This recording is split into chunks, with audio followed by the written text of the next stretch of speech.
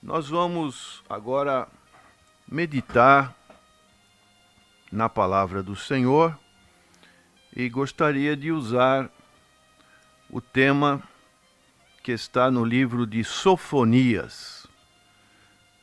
Profeta Sofonias, em que é um livro chamado Profeta Pequeno, mas é só por questões do seu conteúdo.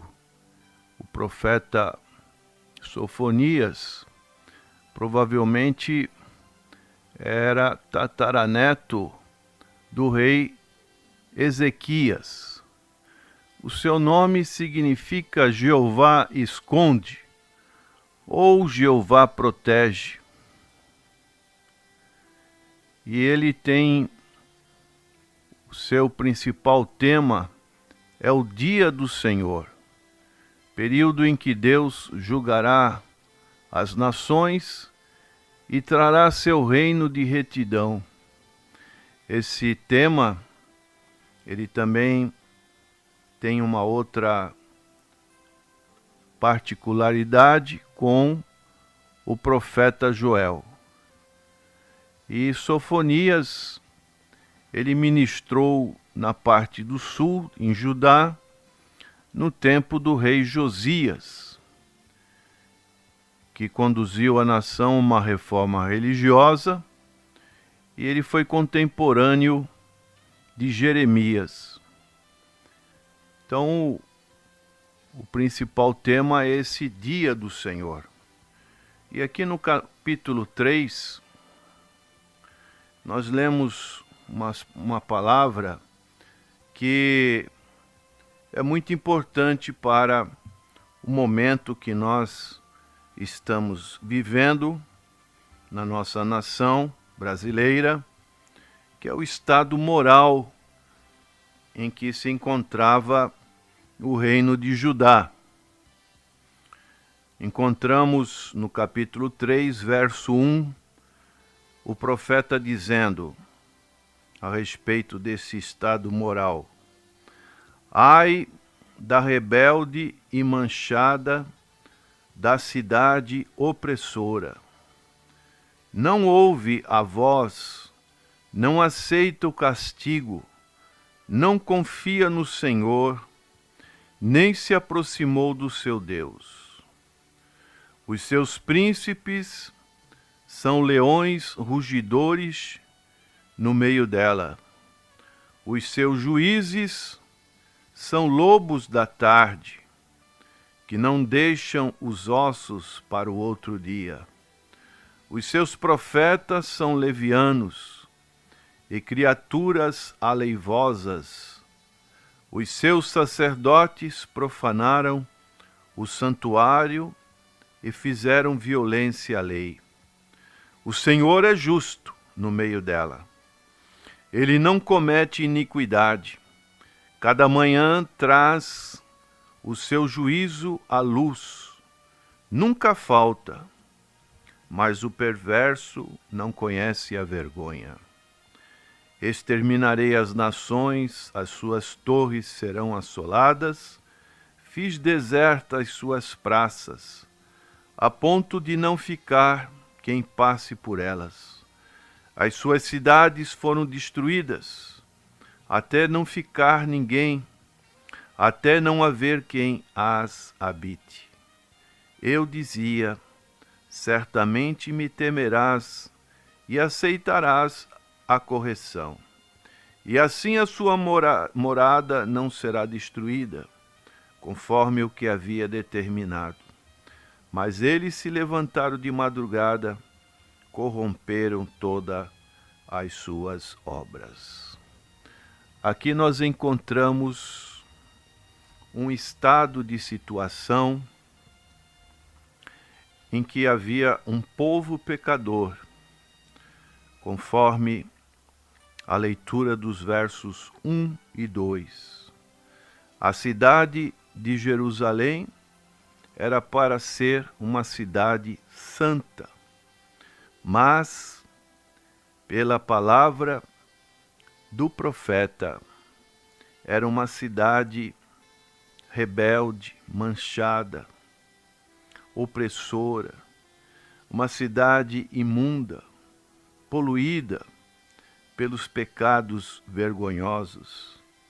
Em vez de trazer paz, porque Jerusalém significa a cidade da paz, a cidade era culpada de rebelião e de opressão. E nós encontramos aqui, nos versos 3 e 4, principalmente falar dos líderes, uma liderança ímpia. E nós no Brasil estamos passando por esse momento. O que devemos fazer?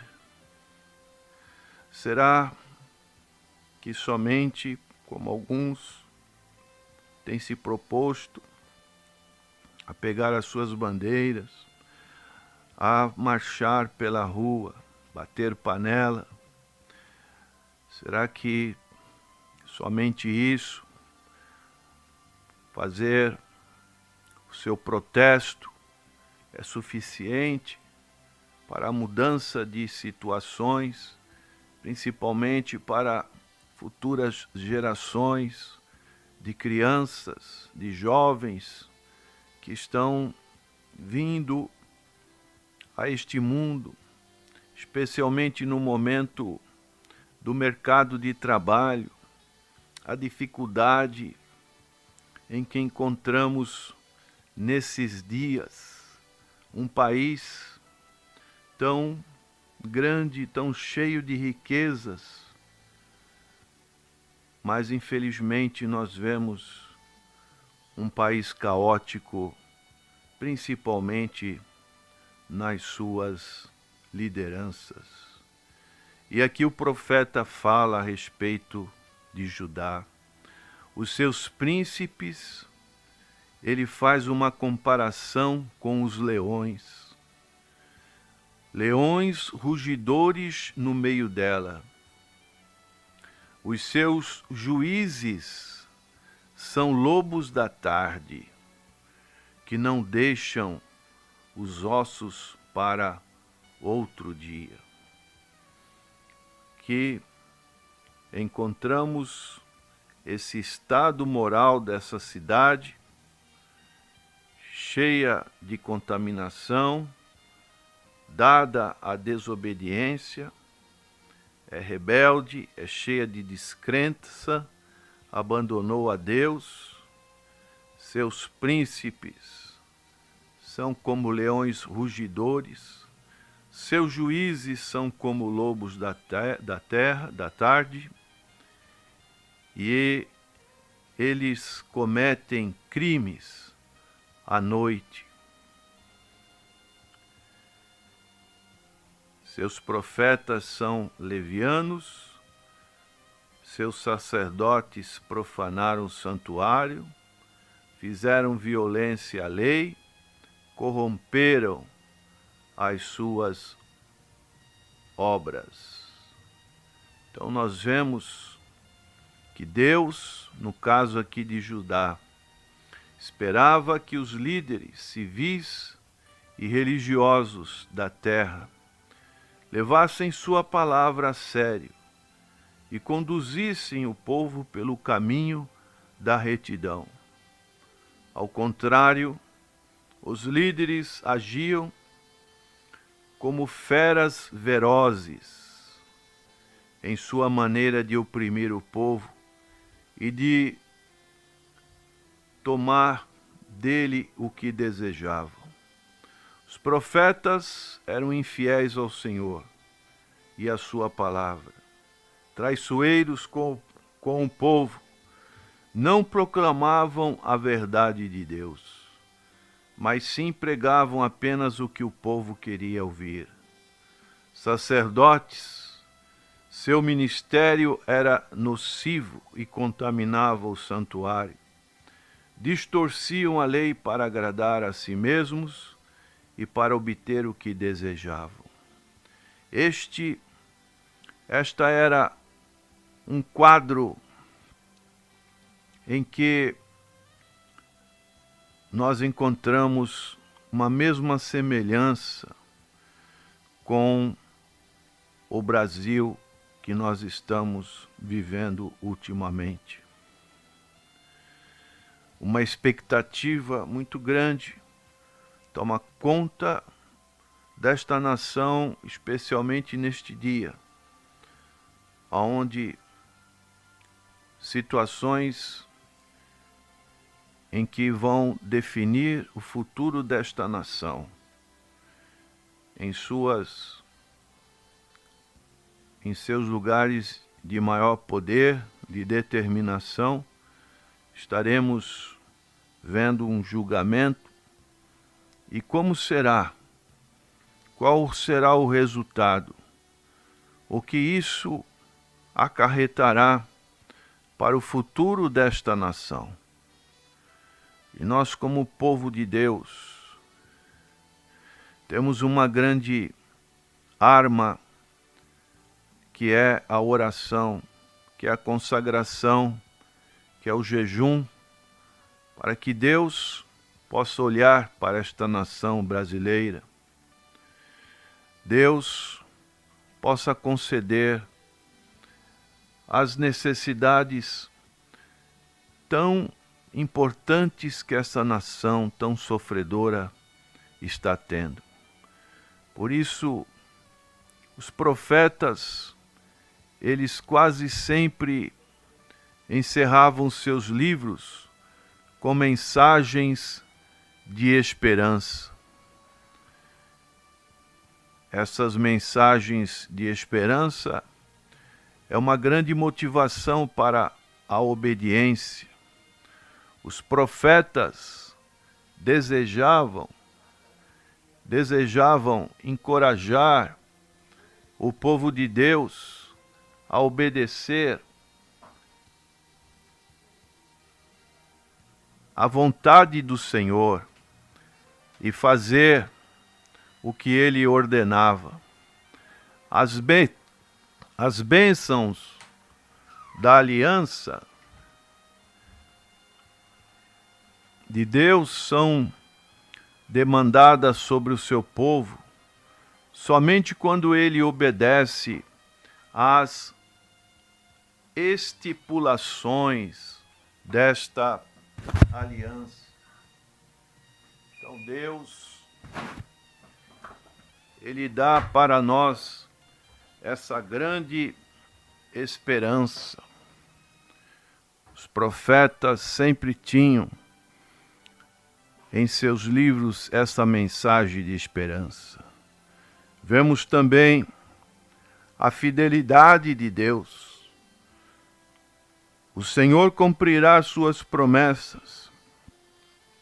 Um dia estabelecerá seu reino. Uma vez que Deus é fiel em cumprir suas promessas, também devemos cooperar com Deus, retribuir para Deus a nossa fidelidade em obedecer sua palavra. Se desobedecermos, Deus será fiel em disciplinar. Se confessarmos, Ele será fiel em perdoar. E aqui, neste capítulo 3, nós vemos também o profeta dar um encorajamento para o remanescente fiel. Aqueles que eram leais a Deus e que sofriam em função de sua devoção a Ele, o Senhor dava esse encorajamento. É difícil pertencer a este grupo de fiéis comprometidos que permanecem firmes no Senhor e em sua palavra, a despeito do que outros possam fazer ou dizer, sabem que por um dia Deus iria derrotar seus inimigos e reinar em justiça. Serviria para animar os cristãos restantes a preservar em sua caminhada fiel a Deus. Então Deus estava revelando através do profeta seus planos para Jerusalém, para as nações gentílicas e para o remanescente fiel. Ao mesmo tempo, o Senhor revela a si mesmo e a sua obra cheia de graça em favor do seu povo em todas as eras, em todos os lugares. E o profeta então termina o seu livro dizendo no verso 3 do verso 13 do capítulo 3 de Sofonias: o remanescente de Israel não cometerá iniquidade, nem proferirá mentira, e na sua boca não se achará língua enganosa, porque serão apacentados. Deitar-se-ão e não haverá quem os espante. E aí o profeta fala nesses versos finais deste capítulo: canta alegremente, ó filha de Sião. Rejubila, ó Israel. Regozija-te, exulta de todo o coração, ó filha de Jerusalém. Povo de Deus, apesar da situação que nós estamos passando em nossos dias no Brasil, deve regozijar-se por causa da sua salvação. A alegria do coração não é uma reação carnal, é uma reação sobrenatural, que resulta da atividade redentora em nossa vida. E aí, o profeta vai falando algumas coisas que o Senhor realizou. Por que regozijar? Por que rejubilar? Por que exaltar de todo o coração? Porque o Senhor afastou os teus juízos. Primeira coisa. Segunda, o Senhor exterminou o teu inimigo. O Senhor, Rei de Israel, está no meio de ti. Tu não verás mais mal algum. Naquele dia se dirá a Jerusalém: não temas, ó Sião, não se fraqueçam as tuas mãos. O Senhor teu Deus está no meio de ti, poderoso para te salvar. Ele se deleitará em ti com alegria, calar-se-á por seu nome, regozijar-se-á em ti com júbilo. Da mesma maneira, precisamos ter essa atitude. Apesar de toda essa circunstância que nos cercam, nós temos que saber que somos perdoados e não mais castigados pelos nossos pecados. Nosso inimigo já foi derrotado. Fomos libertados da escravidão de Satanás e do pecado. Deus está conosco e nos dá sua comunhão tão maravilhosa, o Emanuel. Deus nos dá a sua graça, o evangelho da graça, de graça recebeste, de graça dai. Deus nos dá a sua ajuda. Temos visto a mão de Deus em nosso favor. Somos objetos do grande amor e do deleite de Deus. Que situação maravilhosa! Saber que Deus cuida das nossas vidas. Hoje, antes de vir para cá, recebi o telefonema do nosso irmão pastor Ademário, que ontem foi submetido a uma cirurgia delicada e ele estava muito alegre, porque o Senhor interveio na sua vida e ele está passando muito bem e logo já vai ter alta. São situações em que a pessoa reconhece o amor de Deus na sua vida, porque nós somos objetos deste grande amor e do deleite de Deus. Então nós devemos ter essa disposição pelo pleno conhecimento do que Deus tem feito em nosso favor, mediante aquilo que Jesus Cristo fez por nós lá na cruz do Calvário. Sejamos gratos a Deus, por mais que essa situação que se encontra no nosso país, nós sabemos que Deus está vendo tudo. Deus é o justo juiz. Ele não tarda. A justiça do homem pode falhar, mas Deus, ele não falha. O apóstolo Paulo diz em Efésios capítulo 1, verso 17, para que o Deus de nosso Senhor Jesus Cristo, Pai da glória, vos dê em seu conhecimento o espírito de sabedoria e de revelação, tendo iluminado os olhos do vosso entendimento, para que saibais qual seja a esperança da sua vocação e quais as riquezas da glória da sua herança nos santos. Então, o Senhor tem nos dado isso.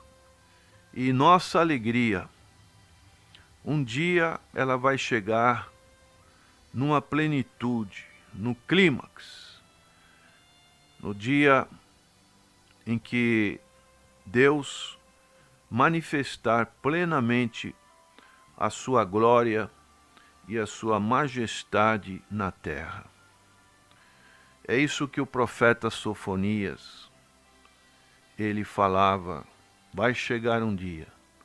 E nós não podemos perder essa esperança, mas aguardar o dia em que o Senhor, ele realmente trará a verdadeira justiça para este mundo. Que Deus te abençoe e que você nesse dia possa estar clamando ao Senhor, orando pelo nosso Brasil. Amém.